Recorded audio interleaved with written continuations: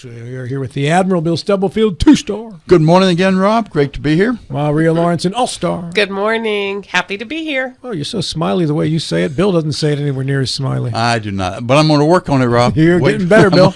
I'm going to smile all the way through it. Show me how to do it, Maria. Our guest in this segment has passed the bar exam with flying colors, I might add. And he Just recently.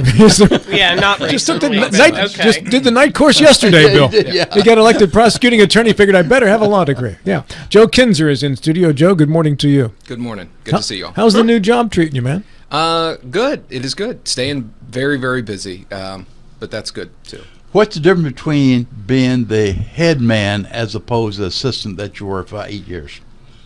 Well, I realized even in the past when people had come to me with questions, at the end of the day, if I really didn't want to deal with it, I could just say, that's a Katie question. You need to ask Katie about that. I thought you were going to say about $40,000. Yeah. No. Unfortunately, that's not really the case either. But Not doing this for the money, Joe? Come on. No. That was technically that was a pay cut for me. Yeah. But that's okay. I'm proud to have the position, and I'm really looking forward to doing my best for the county. And I've had so much support from the law enforcement community and through the courts and all the people that I work with and the folks in the office, which is a huge plus. It's not good, I think, if you start and you're having to worry about mutinies and things of the like. Everybody's leaving. Right. Gee, wonder what that's all about. Wonder what that's about. Now, So- there is a natural turnover. Y'all have this all the time, and Sure. especially when there's a change of a prosecuting attorney. Yes. You were saying off air that you can hire assistants much easier than can lawyers. Yes. And develop that, if you would, please. Sure. So, assistants, we are always so fortunate when we have a legal assistant position pop up. I don't know if it's, I think it's probably because of the proximity with Blue Ridge that has a legal assistant program, as well as having Shepherd University nearby. We get folks from there, and a lot of them intern with us when they're in school, and then they apply when a position becomes available, and we get great candidates, and we're hiring. Actually, I think that the post technically closes tomorrow. We're hiring 2 legal assistants, and the applications have just been phenomenal. They've been great folks. We've met with several folks, and really pleased with the people who have shown interest in working in the office as a legal assistant. But the lawyers, there are fewer applicants? Yes, and that's a trend that is not unique to our prosecutor's office. It's not unique, I think, in the practice of law. It's a problem that we've had for a while. I'm going to say probably going back at least 4 years, really, so since COVID times. It's been very difficult for us to find lawyers. We've had to change our strategy, and get unique in the way that we find people. We used to just, post an ad and we'd get applicants, and some of them we would know, they'd be people from the defense bar and things like that. And just the number of lawyers across the state, it seems pretty universal, and the folks that I've talked to, they're having trouble finding lawyers, and the numbers are not going down as far as, bar passage rate. Actually, this year, and I know we were talking off air a little bit, the bar passage rate this past summer jumped up from what it has been. It's been very low since COVID. The law school's been working really hard. I've spoken with the dean a lot about their efforts to improve bar passage rate, and it really looks like it's starting to pay off this year. So there's lawyers who are graduating, who are becoming admitted to the bar, and I just don't know where they go, and no one seems to be able to give me an answer on that across the state. Well, and it used to be, Joe, and I'm talking about way longer than 4 years ago. This is former life, when I was involved with the media. It seemed like young lawyers would come to a prosecutor's office anywhere to just get that experience of trying cases. Sure. I want to be in front of a jury. I want to do all those things. And maybe there's a feel now that maybe that's not what you want to do. And But yeah, that was like the training ground. Oh, sure. For get them for a couple years, put them through the trenches, and then they move on. Churn them out, and then they could put that on their resume that they're a trial attorney. And exactly. Well, the other feeder that we used to have all the time were judicial clerks, because for the same reason they had temporary positions for law clerks. So I know several of my friends out of law school. They would go and they'd clerk for a circuit judge for, I think, 2 years was maybe the max that you could do it. And I tell you what, if I have one regret in my practice, it was that I didn't do that. I became a public defender right out of law school, and I did that for years before I got my foot in the door at the prosecutor's office. But if I had one thing I would change about my career, it would be that I would do that, to have 2 years to see what it all looks like from the other side. You see everything. You see the good, the bad, the ugly. You get to see how a judge thinks, how the decisions are made. And of course, and really all judges get to have just sort of some personal experience here. Get to really have an impact on how that works. Yes. I think about the clerks that my husband has had, and they're part of the team, man. Yeah. He relies on their thoughts and their research and all of that. So, certainly. Yeah. And that was always a great feeder, because when that time frame was up, that 1 or 2 years, well, they had to find a job, something. and Yeah. they see prosecutors a lot when you're in front of a circuit judge, and so we could build those relationships, and they switched to where that can be a permanent position now, and we just have not all, but most of our law clerks in the circuit are long-termers. So, Joe, is the differential in salary between public service and a commercial law firm significant enough for it to be a contributor to the problem that you're seeing? yes and no. It can be. I know. We lost a lawyer last year to the private sector, and it was a pretty substantial amount of money. For the raise that he was going. We couldn't really give him a hard time for that, for leaving for that kind of money. But I don't, the county has always, at least in the last several years, has been really, really good with us and understanding that, specifically because of our location here in the Panhandle, and the cost of living in the Panhandle compared to other parts of the state even. If you're not looking at Maryland or Virginia, you're just looking at, a lot of folks can go elsewhere in the state and live for a lot less money.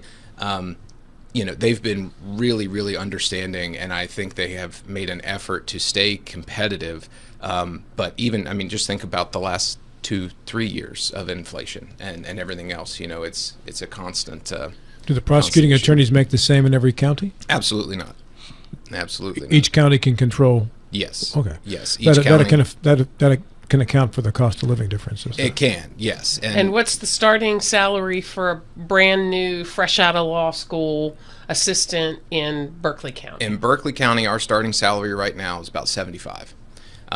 When I started 10 years ago, it was $55. It's amazing. So, yeah, but of course at that time, the big problem was at Jefferson County, 10 years ago, the starting was $75. And so there was a mass exodus. I don't know if you recall that, but we had several folks, anytime a position would open in Jefferson, well, you were losing a Berkeley prosecutor. And we had the same thing. The sheriff's office had the same thing. The sheriff front. Yeah. Now, what is Jefferson's starting salary now? That I don't know. You'd have to ask Mr. Harvey. Okay, yeah. But he'll be in tomorrow. I'll ask him. Yeah. Joe Kinser is our guest, by the way, is the newly elected prosecuting attorney. You got a new attorney general about to start in West Virginia, and you'll be welcoming in J.B. McCuskey as someone that you look at the state level. How will that interaction affect your office, Joe, with the whole you new at your job and J.B. will new at his job? Well, I think it will be good for us because I have a relationship with J.B. and we've talked occasionally, and we've worked together on some cases through the office, and I think that we both respect each other, and having that ability to pick up the phone and make that call, and you don't have to introduce yourself or have somebody try to figure you out. We know each other, and I think that's going to be a benefit to the office. You we're talking just a moment before about the shortage of attorneys, and I don't know where I read this, but I do know I read it recently that it had caused one judge with certain types of cases to effectively say to the attorneys in the area, "You're getting assigned cases. It's not going to be I'll volunteer to take this case. It's just you're getting it assigned to you now." Right. Is that actually happening? Yes, And that's happening. what type of cases are these? So the way it normally works, so here in Berkeley County, for example, we have a public defender office. So if someone is charged with a crime and they fill out the form that, their financial form as to how much money they make and what their bills are and things like that, and the court approves it and says, you're approved for a public defender or an appointed attorney, they all first go to the public defender. And then what happens is if you have, if there are three people in the car and the car's got a bunch of dope in it and all three are charged with possession with intent to deliver the drugs, the public defender's office can only represent one of those people. You can't have the same office representing co-defendants. That's an ethics violation. So the judges then go to this list that they have of the appointment list, and those are people who have volunteered and said, I will take criminal appointments. I'll get paid by the state at the state rate for that when the public defender is conflicted out of a case. And so there's that group of lawyers, the appointed bar, to handle criminal cases over the last several years has shrunk.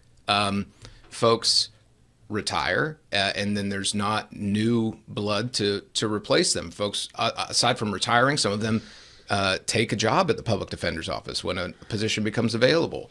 And so they close their practice and they join there, or they just move and change careers or whatever it is that they do. But that field has continued to shrink to the point that some of our folks in the appointed bar on that list, there's a couple that come to mind, their caseload is unbelievable, and they just can't keep up, and that slows down the process of an already sometimes very slow process of criminal justice. If you can't go to trial if the lawyer's not ready, and the lawyer can't be ready if he's got to be in 3 counties.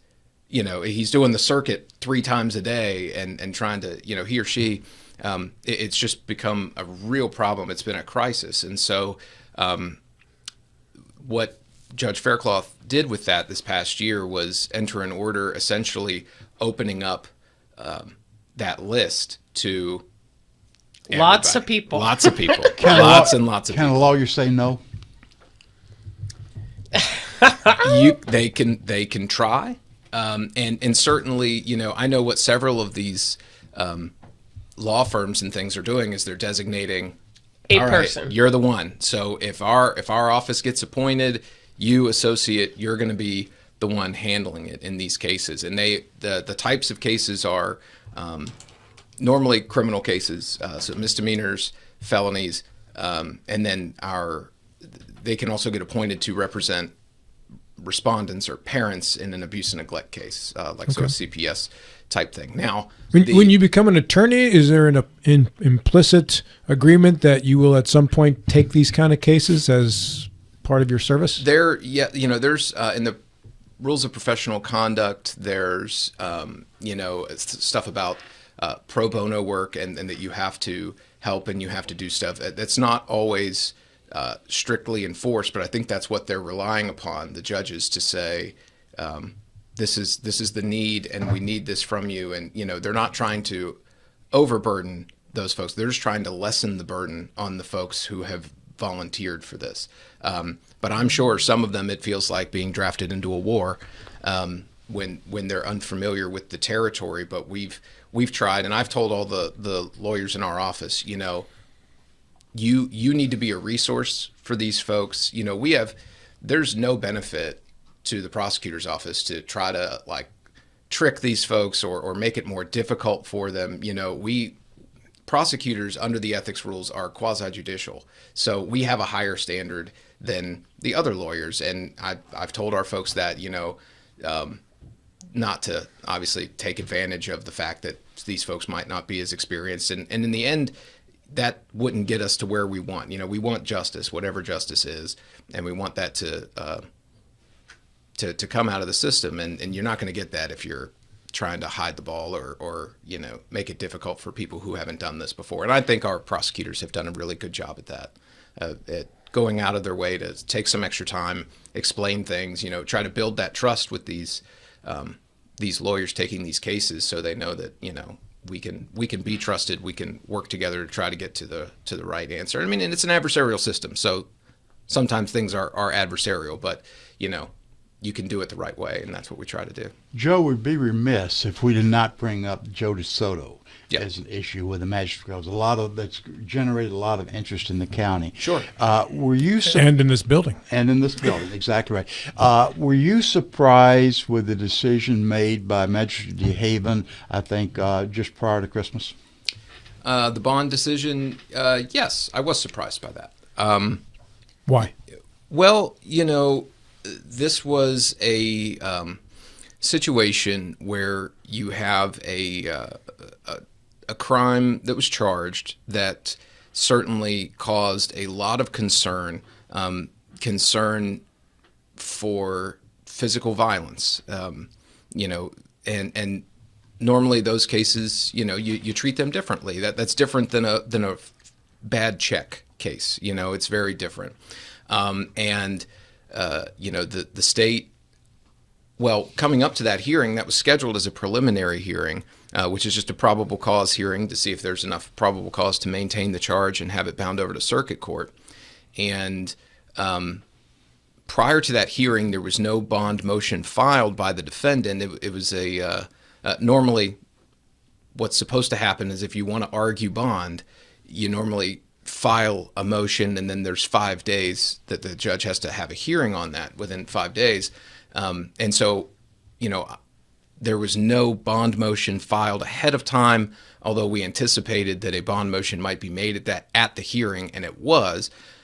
What surprised me is just that with those charges, with the allegations contained in that case, I was surprised that the magistrate on the spot took it from a $300,000 cash-only bond to $150,000 cash or surety with home confinement.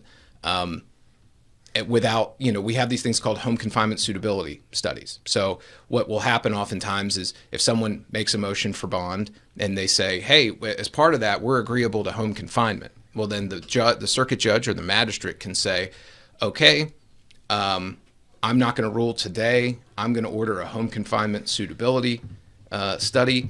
And so then the folks from home confinement, they put together this report, and they have criminal history. They have, here's what concerns we would have about, the charge, like the potential violence in this case, and whatever the case may be. They also go to the home where the person is supposed to be on home confinement, where they want to be on home confinement. They go to that home, they inspect the home, they say who lives there, they really get a lay of the land and see if this would be a good fit for home confinement or not. And then they generate this report, they give it to the court and the lawyers, and then it comes back in for another hearing, and the court has the benefit of that in making its decision. And that's a kind of a common thing both in magistrate and circuit courts if a court is considering home confinement, and that wasn't done in this case. It doesn't have to be done, but your original question was, did it surprise me that that decision was made? It was made that day. Yes, it did surprise me a bit that there wasn't, if the motion happened at the hearing, the state opposed the motion strongly, and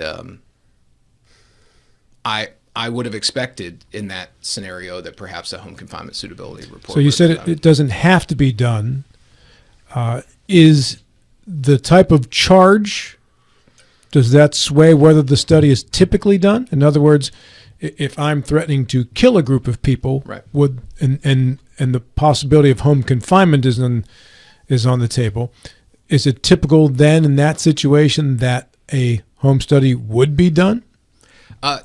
For this kind of charge, that's part of why I was surprised. It's not a writing a bad check case. It's a crime of threatened violence, and yes, I would have expected that, and that's certainly something that would have been in that report. And the other thing that you get in that report, aside from just information, is home confinement will make a recommendation. they'll say this person is a suitable candidate, they're marginally suitable, or we don't think they're suitable. At the end of the day, the magistrate can still order. I mean, if they say, we don't think this is a suitable candidate, the judicial officer can still say, well, too bad. This is what I'm ordering. You're going to do it. But they have the benefit of that information. But Joe, I'm confused with the procedure. Admittedly, I'm not a lawyer, so Sure. I get confused fairly easy. The fact that the suitability for home confinement, let's say it did not pass muster, what's the option? Send him to jail? Keeping him in jail. At the time, he was in jail on a Oh, he 300 was in jail. He was in jail. Yep. I missed When- that. when I thought he was home confinement. Okay. At the initial arraignment, he was given a $300,000 cash-only bond. So you can't get a bondsman, you can't put up a house, you have to come up with $300,000.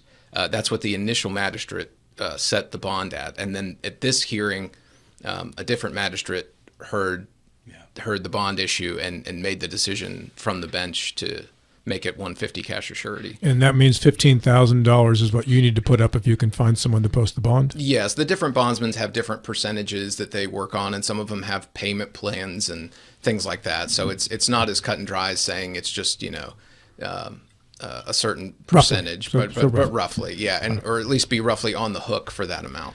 So is there a previous case where you can look at this and say, well, this person threatened a group murder and also was given home confinement? Is there anything that you can refer back to that says that happened before? I mean, we have put all kinds of cases on, a home confinement as a condition of bond in the past. Since that program really, since it got taken over by the county and it's run as a separate entity within the county now, we really try to work with people. There's no one type of, charge that will, except for charges that you don't get bond, like murder and kidnapping and things like that. You're not entitled to bond. But if you're entitled to bond, we've seen all kinds of folks end up on home confinement, and I would have expected a suitability report before making that decision from the hip, from the bench. How are magistrates assigned on a particular case?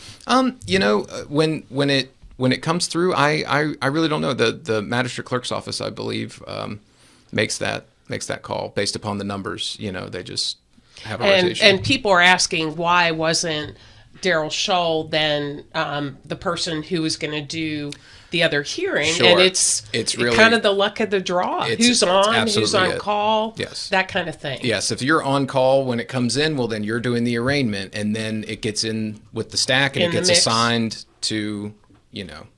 So what are the next steps now, Joe, in this particular case? Sure. So even though that was scheduled as a preliminary hearing, a probable cause hearing, they never actually got to that issue. They solely addressed bond. They took testimony, I believe, from Sergeant 9 from the state police, but it was all to the issue of bond, and there was a waiver of time period for the prelim. So if you're incarcerated, you have a right to a preliminary hearing in magistrate court if you're charged with a felony within a certain amount of time, like 10 days, and you can waive the hearing entirely and say, okay, just go ahead and put it in bound over status, or you can waive just the time frame, and that's what was waived. So the next step is it would technically come back in for another preliminary hearing. I have 1 minute left, Joe. Real quick question for you, and that is, it was a comment that was asked by Scott on our comment section, is your discussion of this case with us in any way jeopardizing the case going forward? No. Everything that's everything that's been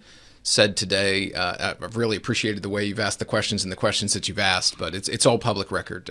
Everything. This is what happened in open court, and the merits of the case are something that we're continuing to work on, and we will continue to deal with. It is refreshing that you were able to discuss it in the clarity in which you were. Thank you so much. We much appreciate it, Joe. Yes, sir.